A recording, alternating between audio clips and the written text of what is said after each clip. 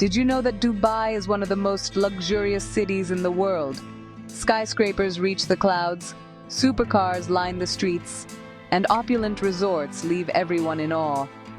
But behind the glittering lights lies a reality few want to see. Here, in the heart of the Arabian desert, a metropolis has risen from the sand, a testament to human ambition and engineering prowess. It presents itself as a modern Eden, a sanctuary of wealth and futuristic vision, where anything seems possible. The sheer scale of its construction, the audaciousness of its projects, draws millions, each seeking a piece of the dream. This city, a shimmering mirage on the horizon, has mastered the art of illusion. It projects an image of boundless prosperity, a playground for the global elite where every desire can be met with extravagant flair. The world watches, captivated by the spectacle of fountains dancing to music, islands shaped like palm trees, and towers that pierce the very heavens. We are invited to marvel at this achievement, to see it as the pinnacle of progress and a blueprint for the future of urban life. Yet, a mirage by its very nature can deceive. It can promise water where there is only sand, and sanctuary where there is hardship. As we venture beyond the polished veneer and the carefully curated narratives, we begin to ask questions. What is the true cost of this paradise? Who are the unseen architects and builders of this dream? And what are their stories? Join me as we journey into the heart of Dubai to uncover the complex and often concealed truths that lie beneath the glittering surface. Not so long ago, this landscape was a quiet coastline, home to a small community of pearl divers and fishermen. Their lives were governed by the rhythm of the tides and the shifting sands. The discovery of oil in the late 1960s was the spark, but it was a far grander, more audacious vision that truly ignited the transformation of Dubai. A vision to build a global hub for finance, trade, and tourism. A city that would defy its desert origins and command the world's attention. This was not a slow, organic growth. It was an explosive expansion, fueled by ambition, and crucially, by borrowed capital. The landmarks that define Dubai today are monuments to this ambition. The Burj Khalifa, a needle of steel and glass that scrapes the sky, did not rise from local coffers alone. It stands as the world's tallest building, a magnificent achievement financed by a complex web of international loans and investments. It is a vertical city within a city, a symbol of power and prestige, yet its foundations are as much financial as they are physical, a testament to the global economic forces that were harnessed to erect it. Similarly, the Palm Jumeirah, an artificial archipelago visible from space, is an engineering marvel born of immense financial leverage. The very act of reclaiming land from the sea on such a colossal scale required staggering sums of money, secured from global markets. These projects, and countless others like them, were part of a high-stakes gamble that by building the most extravagant wonders, the world would come, and the investment would be returned 100-fold. This strategy relied on an ever-expanding bubble of real estate speculation. This relentless pursuit of bigger, better, faster created a cycle of dependency. To fund the next monumental project, the city needed to maintain its image as a place of infinite growth and opportunity. International banks and investors, lured by the promise of high returns, poured billions into this desert kingdom. The city's skyline became a barometer of global financial confidence, rising and falling with the tides of international capital, a far cry from the simple fishing village it once was. The 2008 financial crisis was a stark reminder of the fragility of this model. The property market, once seemingly invincible, faltered, projects stalled, and the city found itself on the precipice, burdened by a colossal debt that threatened to swallow its grand vision whole. It was a sobering moment that revealed the precarious nature of a prosperity built not on sustainable resources, but on the shifting sands of financial speculation and borrowed time. Only a multi-billion-dollar bailout from its oil-rich neighbor, Abu Dhabi, saved Dubai from collapse. The very name of its tallest tower was changed from Burj Dubai to Burj Khalifa in honor of the UAE's president, a permanent towering reminder of this dependency. It highlighted a fundamental question that still lingers over the city. Can a dream built so rapidly on such vast sums of external debt truly be sustainable in the long run? The growth has since resumed, the cranes once again dotting the skyline, but the underlying structure remains. Dubai's economy is a spectacle of modern finance, a place where fortunes can be made overnight in the dizzying world of real estate and global investment. It has diversified, certainly, but its core identity is tied to this model of spectacular, debt-fueled development. The city continues to push the boundaries of what is possible, announcing new mega-projects that promise even greater wonders.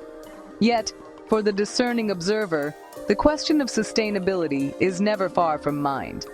Is this a new, resilient form of urban development, or is it a glittering mirage, beautiful and captivating, but ultimately an illusion that cannot withstand the harsh realities of economic gravity forever? The answer is written in the balance sheets as much as it is in the skyline.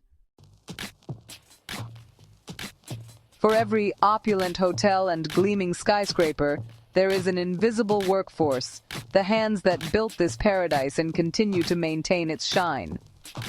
A significant portion of this workforce is comprised of immigrant women, drawn from countries across Asia and Africa by the promise of a better life. They are recruited with stories of well-paying jobs, clean living conditions, and the opportunity to send money back to support their families. For many, it is a chance to escape poverty, a beacon of hope in a world of limited options. Their journey often begins with hope, but for a distressing number, the reality upon arrival is a stark and brutal contrast to the dream they were sold. The glamorous facade of Dubai crumbles away to reveal a hidden world of exploitation. One of the first and most powerful tools of control is the confiscation of their passports. Suddenly, the legal document that confirms their identity and grants them freedom of movement is taken away, leaving them tethered to their employers, their agency stripped away in an instant. Trapped and isolated, many find themselves in situations akin to forced labor. They work as domestic helpers, cleaners, and service staff, often for gruelingly long hours with few, if any, days off. The promised salaries may be drastically reduced or withheld for months on end, leaving them unable to send money home or save for their own future. They become prisoners of debt, their initial recruitment fees creating a cycle of bondage that is incredibly difficult to escape. The contrast between their lives and the city they serve is profound. In the morning, a woman might meticulously clean a luxurious penthouse apartment with breathtaking views of the marina, a space worth millions of dollars. In the evening, she returns to a cramped, shared room in a distant labor camp, a space she shares with numerous other women, devoid of privacy or comfort. She is the silent witness to extreme wealth, yet she herself lives on the very margins of survival. Speaking out is a perilous act. The system that entraps them is complex and often feels insurmountable. Fear of retaliation, deportation, or worse, keeps many silent. They are often unfamiliar with the local laws, face significant language barriers, and may have little or no access to legal support. Their isolation is not just physical but also legal and social, rendering them vulnerable to abuse with little recourse. Their stories are rarely heard, lost in the dazzling noise of the city's marketing machine. They are the spectral figures polishing the glass of the skyscrapers, making the beds in five-star hotels, and serving meals in world-class restaurants. Their labor is the essential, yet unacknowledged fuel that powers Dubai's engine of luxury and leisure. Without them, the entire spectacle would grind to a halt. We see the surface, the seamless service, and immaculate presentation that defines the Dubai experience. But beneath this polished veneer lies a human cost. The hardship endured by these women is an uncomfortable truth, a deep crack in the foundation of this desert metropolis. It is a world away from the influencers and tourists who see only the perfection and glamour. Their resilience is remarkable. They endure, holding on to the hope that they might one day reclaim their documents, their earnings, and their freedom. They form quiet networks of support, sharing food, information, and solace in the face of immense adversity. But their struggle raises a critical question about the ethical price of Dubai's success. Can a city truly be considered a paradise if its foundations are built upon the silent suffering of the vulnerable? As the sun sets over the desert, Dubai undergoes a metamorphosis. The city of business and commerce sheds its skin, revealing a nocturnal kingdom dedicated to pleasure and extravagant display. The night here is not a time for rest, but for performance. It is when the city's obsession with status and luxury reaches its zenith, played out in a constellation of elite clubs and lounges that cater to the world's wealthiest individuals. This is the other side of Dubai's 24-hour life cycle. Places like White Dubai, perched atop a grandstand with panoramic views of the skyline, are not merely nightclubs, they are theaters of wealth. Here, the entrance fee is just the beginning of an evening designed to encourage lavish spending. Celebrities, business tycoons, and the young heirs to vast fortunes converge, not just to enjoy the music, but to be seen. The social currency is not conversation, but consumption. The ritual is well rehearsed. Tables are booked for thousands of dollars, a price that secures a small patch of exclusive real estate for the night. Then comes the parade of champagne, delivered with theatrical flair. Bottles of premium brands, often in oversized formats, are carried through the crowd with sparklers and fanfare, announcing to everyone present the spending power of the table that ordered them. It is a conspicuous performance of financial dominance. Cavalli Club, with its opulent interiors dripping in crystals and designer branding, offers another stage for this performance. The very air seems to shimmer with exclusivity. Here, the dress code is exacting, the guest list is curated, and the cost of a single drink can exceed what a migrant worker earns in a week. The goal is to create an environment so removed from ordinary life that it feels like stepping into another reality, a fantasy world where money is no object. This relentless pursuit of a high-class lifestyle permeates the city's social fabric. It's visible in the fleets of supercars that prowl the streets at night, their engines roaring as they pull up to the valet stands of five-star hotels and exclusive restaurants. The brand of your car, the watch on your wrist, the label on your handbag, all are carefully chosen signals of your place in the hierarchy. Status is not just implied, it is overtly and continuously broadcast. The atmosphere is one of intense competition, a silent battle to outdo one another in extravagance. Who can secure the most exclusive table? Who can order the most expensive bottle? Who is seen with the most influential people? This culture is fueled by social media, where every moment is curated and shared with a global audience, further amplifying the pressure to project an image of success and unattainable luxury. But this glittering nightlife exists in a strange paradox with the city's conservative public laws. While extreme wealth is celebrated, the behaviors often associated with it in other parts of the world, such as public intoxication, are strictly forbidden and can lead to severe consequences. It is a carefully managed indulgence, permitted only within the designated confines of licensed venues, creating a stark boundary between public propriety and private excess. This nocturnal world, with its dazzling lights and rivers of champagne, is the ultimate expression of the Dubai mirage.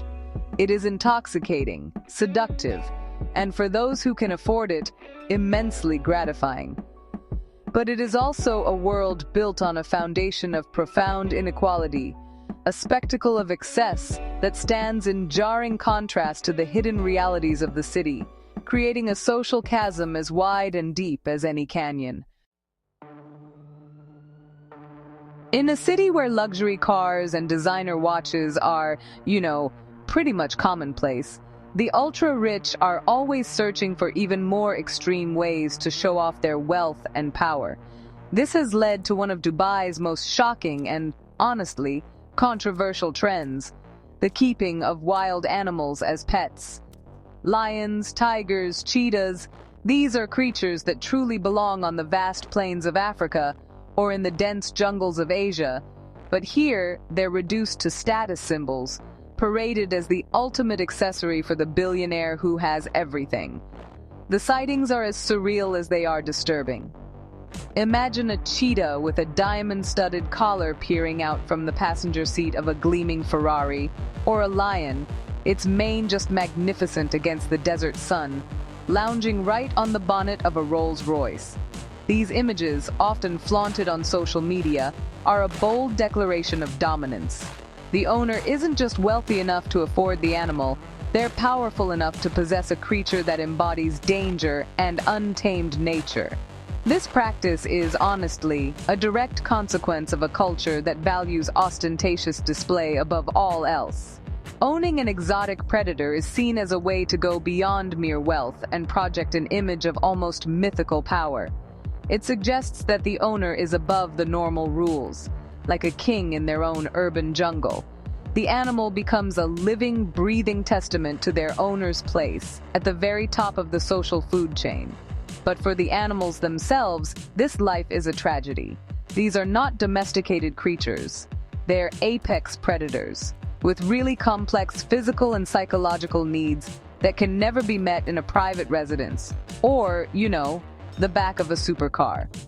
They require vast territories to roam, the stimulation of the hunt, and the intricate social structures of their own kind. Life in captivity, especially in an urban environment, is a life of immense suffering. The consequences are severe. The animals often suffer from poor nutrition, lack of proper veterinary care, and the psychological stress of confinement. Videos have surfaced showing them being mishandled, their claws removed and their teeth filed down to make them safer for their owners. They're living objects, their wild spirit broken for the sake of a photo opportunity or a moment of, perceived social triumph. This trend has fueled a dark and thriving illegal wildlife trade. Cubs are poached from the wild, their mothers often killed in the process, to supply the demand from wealthy buyers in the Gulf. These young animals are smuggled across borders in horrific conditions, with many perishing during the journey. For every lion seen in a Lamborghini, there is a hidden trail of cruelty and criminality that stretches across continents. Although the UAE has passed laws banning the private ownership of exotic animals, with hefty fines and even the threat of jail time, the practice has proven difficult to stamp out completely. The immense wealth and influence of some owners allow them to operate in the shadows, keeping their prized possessions hidden away in private villas and estates, far from the public eye, only to be revealed in carefully controlled displays of power. The phenomenon of keeping lions in supercars is more than just a bizarre quirk of the super rich. It's a powerful metaphor for the wider culture of Dubai itself.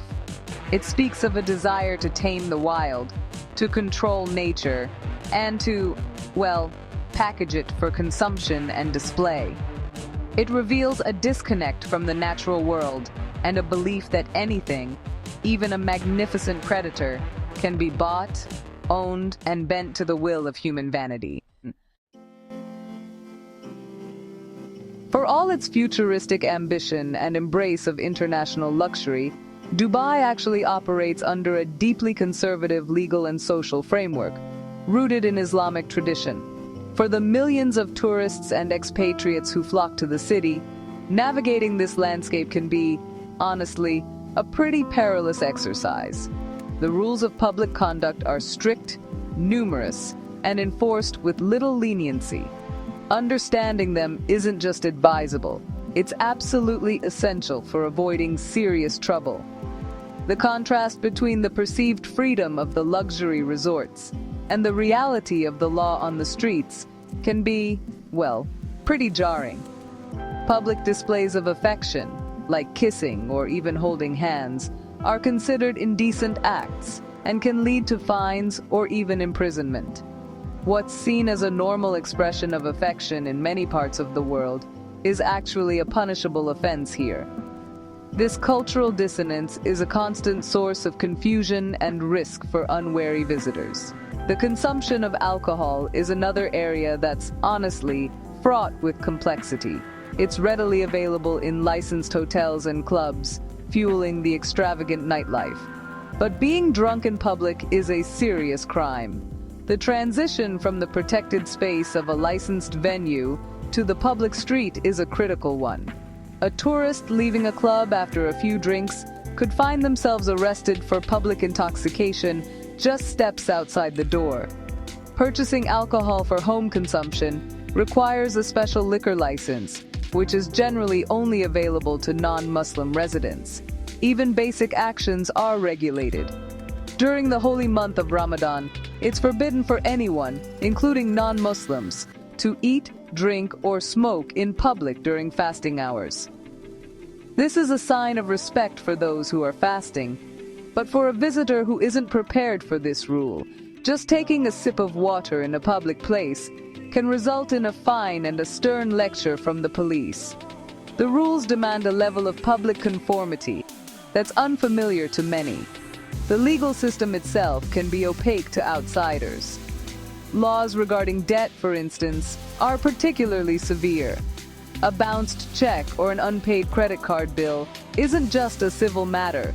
It's a criminal offense that can lead to jail time and a travel ban, preventing the individual from leaving the country until the debt is settled. This has trapped many expatriates who have fallen on hard times, turning their Dubai dream into a prison. Freedom of speech is also heavily curtailed. Criticizing the government, the ruling families, or Islam is strictly prohibited and can have dire consequences. Social media posts are monitored, and what might be considered a casual or critical comment elsewhere can be interpreted as a prosecutable offense in Dubai. This creates a climate of caution, where public discourse is carefully managed and dissent is suppressed. These strict rules serve a dual purpose. They maintain public order and preserve the traditional values of the society, creating a city that is remarkably safe and clean. However, they also function as a powerful mechanism of social control, ensuring that the city's carefully crafted image isn't disrupted by behaviors deemed undesirable. It's a trade-off. Personal freedoms are exchanged for security and order. For anyone planning to visit or live in Dubai, the message is clear. You are a guest, and you must abide by the rules of the house. The city's gleaming facade and welcoming attitude to tourists can mask the rigid structure that lies just beneath the surface. Ignorance of the law isn't accepted as an excuse, and the consequences of a misstep can be life-altering. A stark reminder that this glittering paradise operates on its own unique and unyielding terms.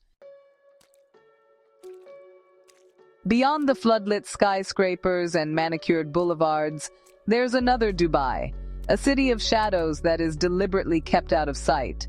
This is where the machinery of the metropolis is maintained and where the stark realities of its social structure are most visible.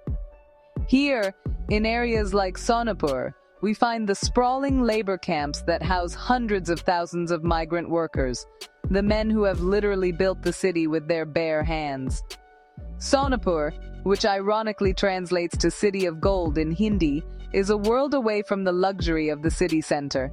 It's a vast, dusty landscape of low-rise concrete buildings, housing men packed into rooms, often with a dozen or more sharing a single small space.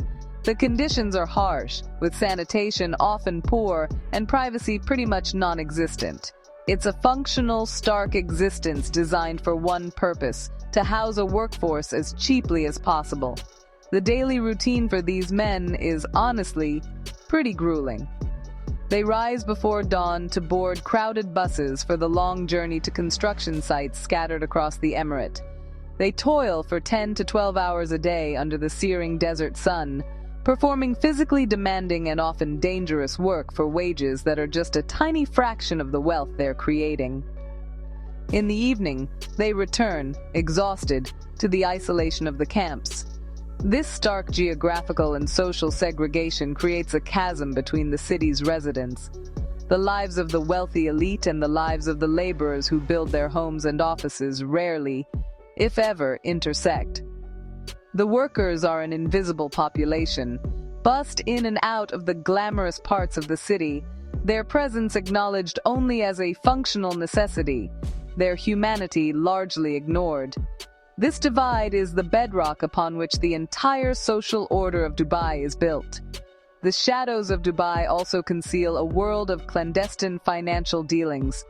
While the city promotes itself as a legitimate and transparent global financial hub, its status as a tax-free haven with lax regulations has also made it a magnet for illicit capital from around the world.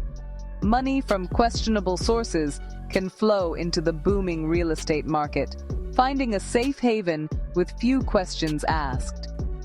This underground economy operates in the spaces between the official rules. It's a world of shell companies, anonymous transactions, and complex networks designed to obscure the origins of immense fortunes.